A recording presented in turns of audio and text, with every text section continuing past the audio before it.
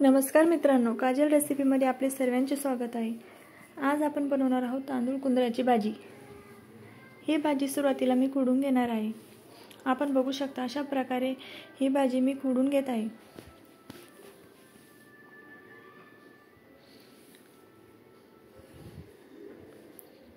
अशा प्रकारे या भाजीचे पाणी आणि कवळे देठ आपल्याला खुडून घ्यायचे आहे।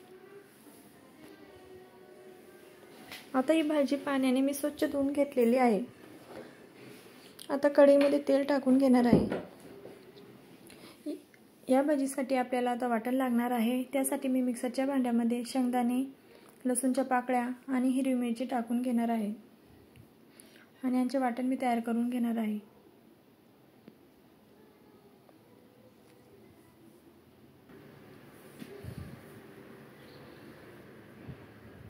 आपण बघू शकता अशा प्रकारे हे वाटण मी करून घेतलेले आहे।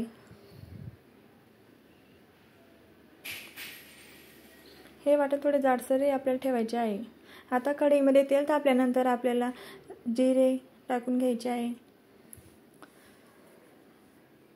आणि हे मिक्सरमधून काढून घेतलेले वाटण आपल्याला टाकून घ्यायचे आहे।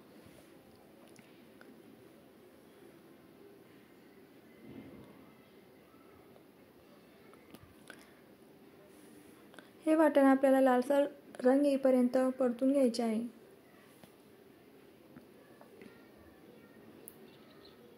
अशा प्रकारे हे वाटण मी इथे परतून घेतलेले आहे।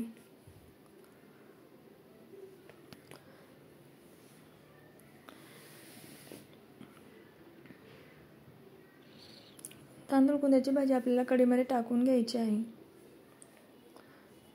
आणि ही योग्य प्रकारे परतून घ्यायची आहे।